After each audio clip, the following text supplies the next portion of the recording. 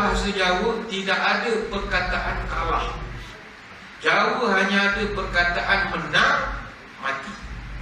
Dia takkan kalah. Menang sama mati. Macam mana?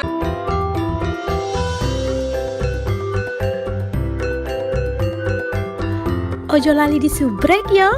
Assalamualaikum semuanya, selamat kembali ke channel ini. Kepada kalian semua yang sentiasa bantu support dukung us juga channel ini, jutaan terima kasih ucapkan kepada kalian yang baru yang masih belum gabung sama Designer TV. Ayolah bantu dengan tekan butang subscribe, dan subscribe itu gratis aja geng. Oke, seperti biasanya sebelum us mulai, us ingin mendoakan buat sesiapa saja menonton video us kali ini agar dikurniakan limpah rezeki yang luar biasa yang enggak pernah putus-putusnya, diberikan kekuatan dan kesabaran dalam menghadapi apa juga ujian, dipermudahkan segala urusan pekerjaan dan urusan harian, juga dimakbulkan setiap impian dan doa kalian insyaAllah. Amin amin ya rabbal alamin. Oke, hari ini saya react satu lagi video daripada channel Tazkirah Ustaz. Jangan lupa juga untuk bantu subscribe channel ini, tanda dukungan kita. Kali ini kita akan melihat kenapa saya suka budaya orang Jawa. Ini adalah kata komentar daripada Ustaz Badlisyah Alauddin. Okey, ingin tahu kenapa, mengapa? Yuk ikut us react. Yuk. Okey, udah siap semuanya? Yuk kita mula. Bismillah.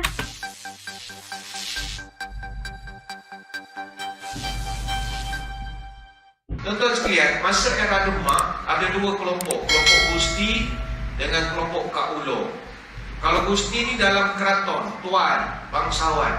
Kalau Kak Ulo ni luar keraton. Kak Ulo ni zaman sebelum Islam, dia tidak ada hak milik. Rumahnya milik keraton, anaknya milik keraton. Anytime boleh diambil atau dikorbankan.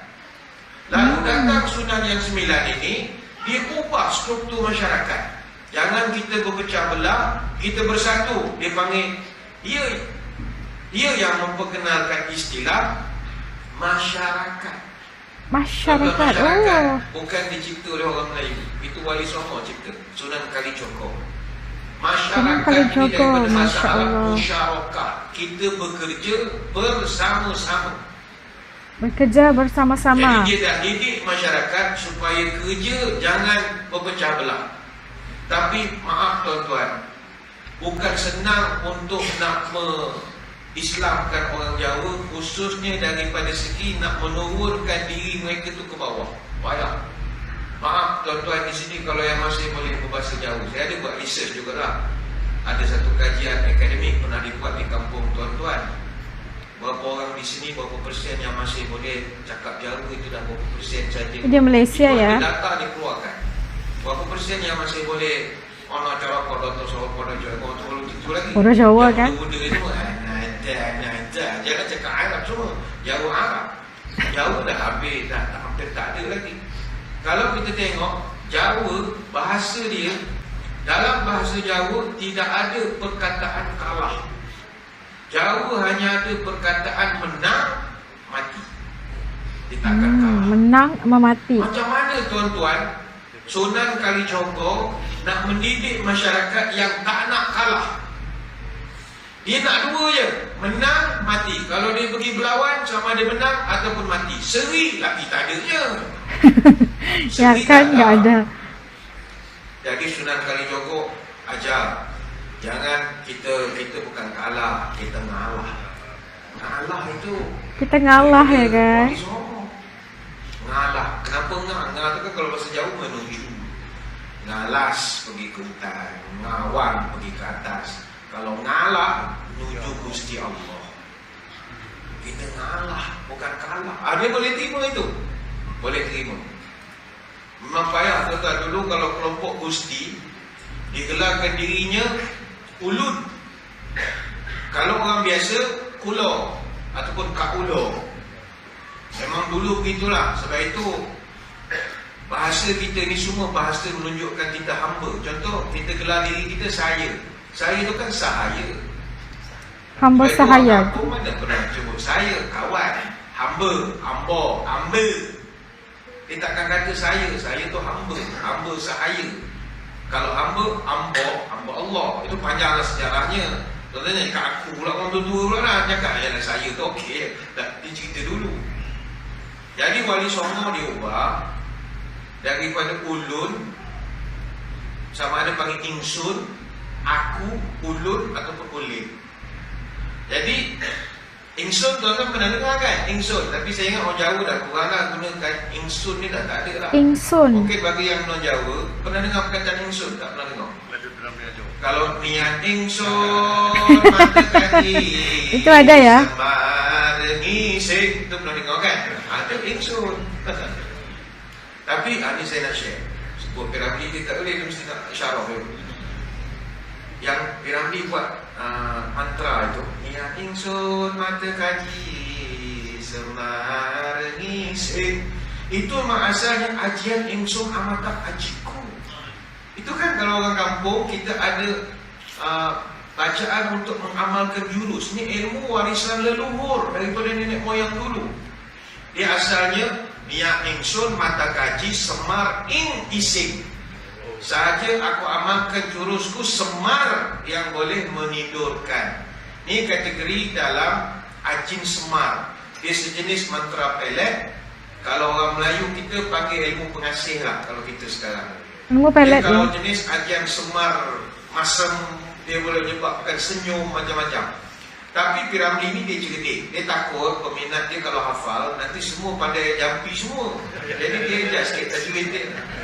Ya kan? Dia kalau betul-betul diamalkan, tuan-tuan nak kebal pun boleh. Bismillahirrahmanirrahim. Niat ingsun amatek aji taming wajah kelambi kusi kuning sekelang segerloh kedele otot kukawat basi balung kuwesi kulitku temaga daging ku wajah kap kerkep perukut kena belang wajah inteng makan-makan.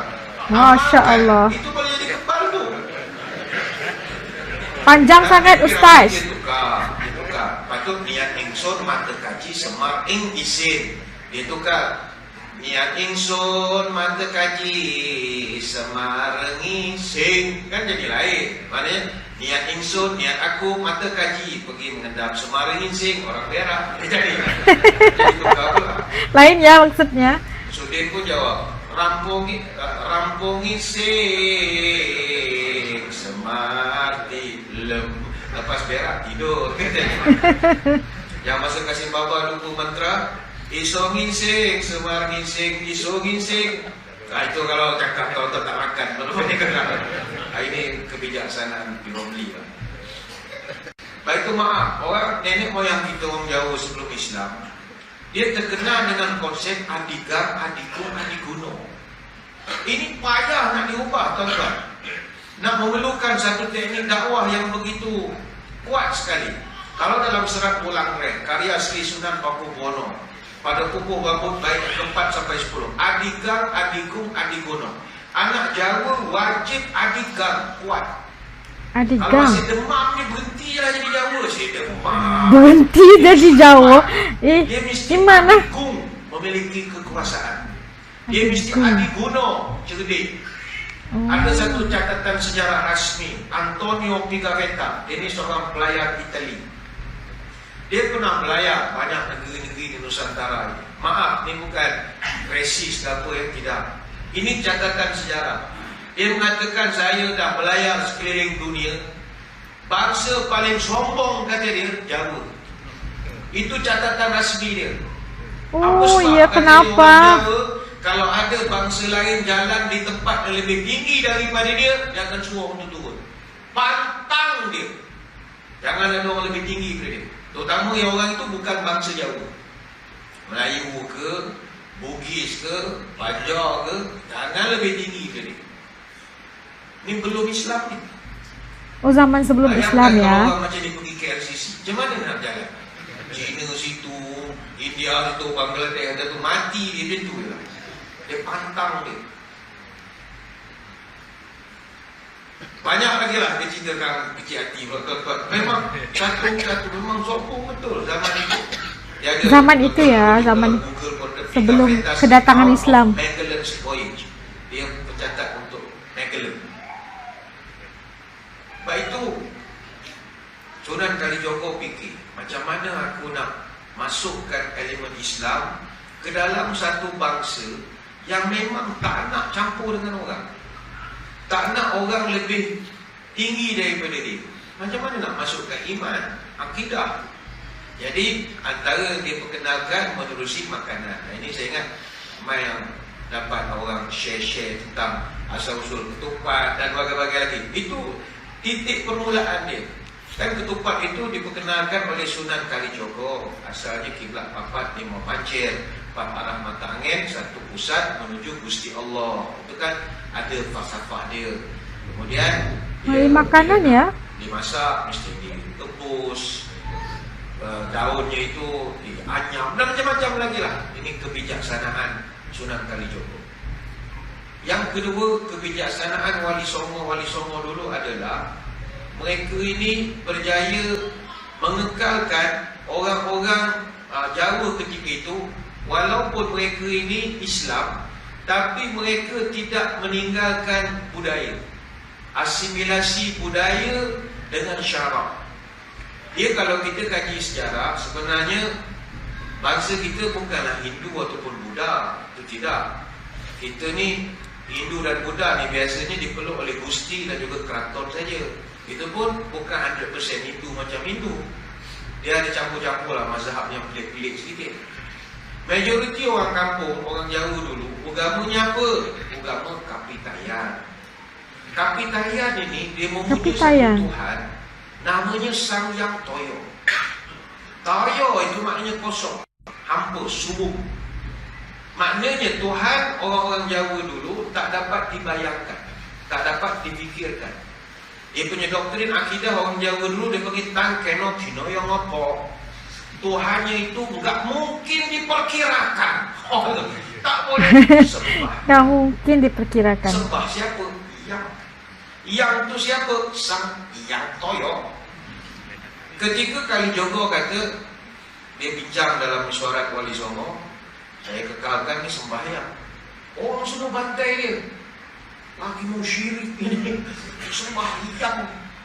Ini solat aja, tak boleh katanya. Dia pun terangkan tentang keno-keno yang ngompor ni Tuhan ni gini. Kan tak kelihatan. Sebab itu memang orang-orang Kapitayan dulu, dia Sang Yang Toyo ini, dia menjelma dalam sifat ketuhanan yang disebut tu ataupun to. Maknanya benda yang lain. Pada tingkatan tu, benda itu akan bawa kebaikan atau keburukan. Benda kuasa yang baik dipanggil Tuhan. Tapi kalau jahat, hantu. Ya kan, masuk akal juga kan? Ada istilah hantu. Yang baik itu hanyalah Tuhan yang jahat. Bagi dia lah zaman itu. Kalau kita belajar doktrin dia. Jadi asas ini, Sunan Kalijogo ini bijak. Dia masukkan dari segi syarak, solat kita kekal. Dan orang Kapitayan dulu, dia memang solat semayang dia dibuat di satu tempat namanya sanggar. Sanggar tak ada pahala pun. Sampai sekarang orang Melayu guna perkataan sanggar itu. Bahkan kalau di Kelantan tempat semayang dia panggil langgar. Di Pahang, di Kedah. Apa sanggar? Langgar menjadi kampung. Adakah kaitan dengan sanggar? Allah mana? Ini banyak rahsia belum dapat lagi. Termasuk puasa. Puasa itu bukan bahasa kita, bahasa Melayu tidak. Itu bahasa Kapitayan, upawasa ataupun puasa dino itu. Dan dia puasa sebulan 7 hari dalam Kapitayan. Jadi Sunan Kalijogo fikir ini boleh ambil peluang, puasa je lah Senin Khamis. Itu menyebabkan orang Jawa dia boleh terima dakwah daripada Wali Songo. Lepas itu saya selalu kalah jati diri Muslim. Jangan diarabkan semua. Arab kekal Arab. Yang hidup mancung silakan. Hidup semua kita Arab apa? Jadi je lah Jawa. Yang ketiga, Wali Songo ni dia dakwah dengan budaya. Ni adik-adik kena ingat. Saya kalau budaya Jawa saya suka. Dulu masa musim-musim para penceramah boleh berceramah di Johor, sekarang tak boleh lagi.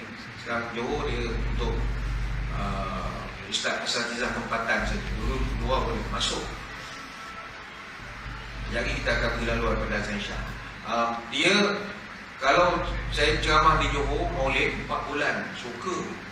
Johor kan banyak parit-parit cepilah semua tu memang syok betul. Kalau Maulid tuan-tuan makan tak main makan biryani, nasi Arab, nasi ambeng. Nasi ambeng. Engkong. Dari masjid kita malam ni kalau nasi biryani tak bayar semula dalam buat program. Orang kurang nasi ambeng, engkong, ungkep, otok-otok, syok. Ini contoh saja, tak payahlah cari barang dah. Sudahlah kita nak tumpah nasi lain mana. Contoh saja. Saya pernah pergi ada satu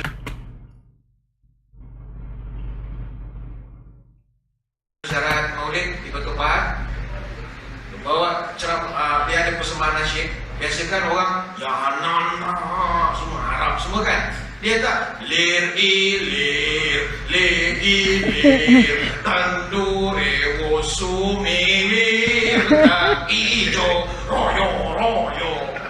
Ini baru real. Tak lupa jati diri.